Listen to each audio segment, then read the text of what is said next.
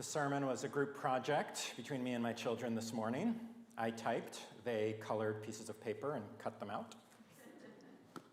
We'll see how we do, right, girls? We are not a uniform society, and I mean that literally. There's really no standard for American dress. You wear what you want. And yet, if you've lived abroad, especially if you've lived in a place where tourists, American tourists, oftenly frequent, say, I don't know, Jerusalem in my case, you can spot the Americans long before you can hear them. Raise your hand if you have lived abroad and you have a sense of what I'm talking about here. Interesting. Okay. Well, we'll talk at the ONEG. I'm curious what you think.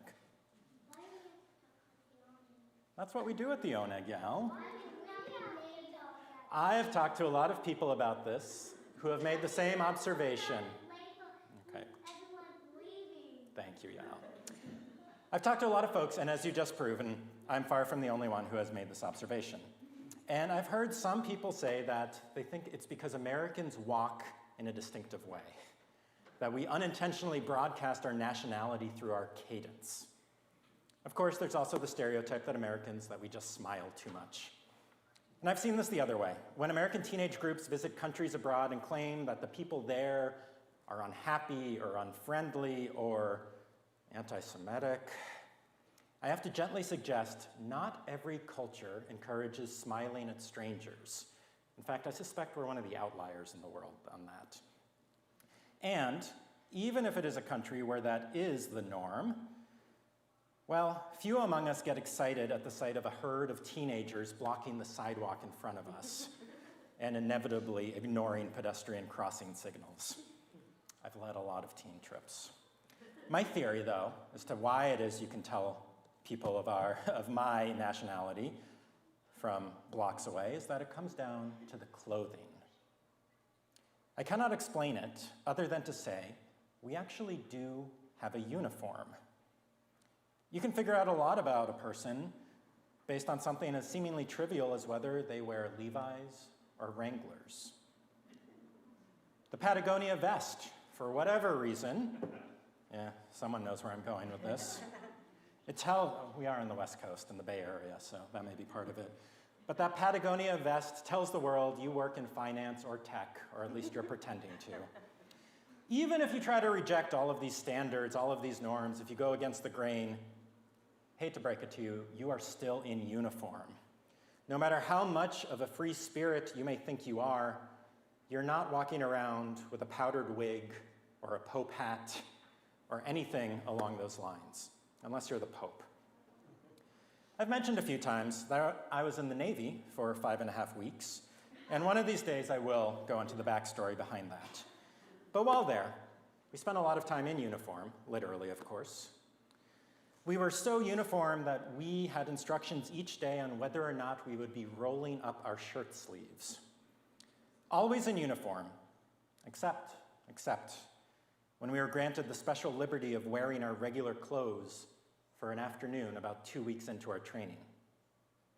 Suddenly we, at least I, became surprised at who came from the country, who was into skinny jeans, who was a hipster, who was a prep, who had wealth, who did not. Like I said, you can learn a lot about a person by their appearance. Except, actually, you can't. You just think you can. About 10 years ago, while wearing my Rabbi uniform, I stopped by the grocery store on my way home, and the cashier asked me, "Are you a lawyer?" "Kind of," I said. I tell you all of this because of a commentary by Rabbi Bradley Artson, the recently retired dean of the Ziegler Rabbinic School in Los Angeles. I focused, in my opening remarks, on clothing. He focused on more. Quote, "Like many others, our culture enforces a rigorous hierarchy of authority by watching how someone is dressed, the kind of work they do, how they are addressed, how they address others. A member of American society can instantly determine a person's social standing." End quote. He goes on to say, it's not even about the job, but about the age of the person doing the job. We generally admire the story of the CEO who started in the mailroom. And CEOs with that origin story will usually let you know, and that's okay. It is an incredible accomplishment. And also, those CEOs almost certainly are no longer handling their own mail, let alone sorting it today. I mentioned in my introductory video before I started working here that I have started using a manual typewriter. Not today, but sometimes. It's taught me a lot. One of the lessons is the incredible skill of anyone who served in a secretarial pool. Those who must have had the finger strength and the formatting skills that I will never achieve.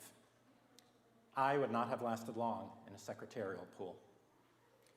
These are the people, inevitably women historically, who wrote these letters and signed them with the name of the person who did not. All they got were their initials in lowercase. These people were highly skilled professionals, deserving of recognition and esteem they almost certainly did not get during their careers. Last night, I learned from a congregant that suddenly the flip phone, once derided, has now become a status symbol. Has anyone heard of this, by the way? Yeah, okay.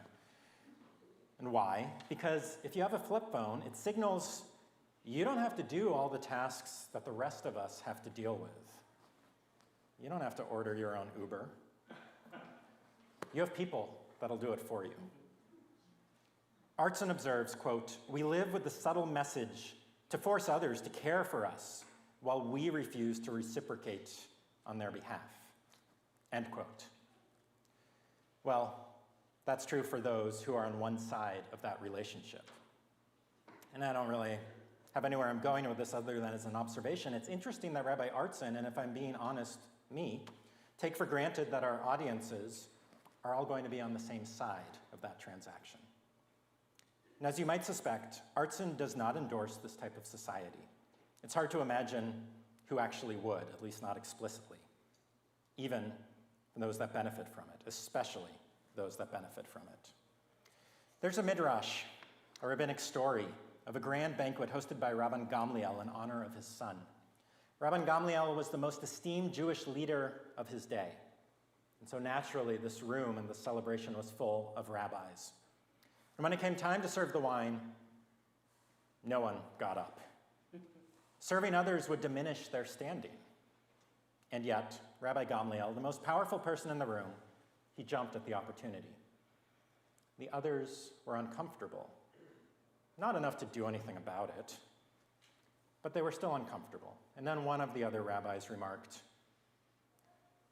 "Our father Abraham served his guests, and so should Rabbi Gamliel serve his." Commenting on this tale, Rabbi Zadok condemns the others in the room for ignoring their obligation to serve God in favor, instead, of serving their own egos. And yet there's something performative about all of this. President Carter was famous for carrying his own luggage to Air Force One. Does anyone remember? Was anyone alive for this? I just hear about it secondhand. I'm sorry. But even after being born, after his presidency had ended, I'd heard this story, often for some reason. He would carry his own bags as the most powerful man in the world. Looking it up today, I found out more than one member of his Secret Service security detail has gone on the record saying the suitcase was empty. You laugh. I'm not sure I do. There is a tradition in the Catholic Church of the Pope washing the feet of 12 others as an homage to the acts of Jesus. Traditionally, the Pope would wash the feet of priests. That's interesting. And by the way, of all the senior rabbis I have worked under, not one has even offered. Pope Francis changed the tradition, and he began washing the feet of women, prisoners, refugees, the disabled, and even non-Christians, non-Catholics. And I won't lie, I admire both the act and the symbolism behind it. And yet, still, it feels like performative modesty done by the most powerful religious leader in the world. And it makes me wonder how many other residents of Vatican City are going out there washing other people's feet. I realize it's unlikely anyone in this room is going to be Pope. While some of us will rise to the level of titans of industry, most of us are going to end up in that dreaded role of being middle manager. the sort of position that is well above entry level, but far from where anyone would ever be impressed by us being the ones making the coffee. Most of us entered the workforce as entry level, where that was our job. And most of us probably felt pretty good, pretty accomplished, when suddenly it became someone else's. And I don't think any of this is a conscious choice. And that's why I'm grateful that Rabbi Artson brought it to my attention in his commentary on this week's Torah portion. Dignity, respect, it isn't earned by the work we do not do. Using a flip phone, it might make people think you are powerful. It's not going to make them think you are decent. Probably, possibly, they'll think the opposite. In Artson's words, it's the people who are handling the mail, who are emptying the trash, cooking the food, those are the ones who are truly doing God's work. May we be doing God's work as well. Ken Yehi Ratzon, may it be God's will and ours. Our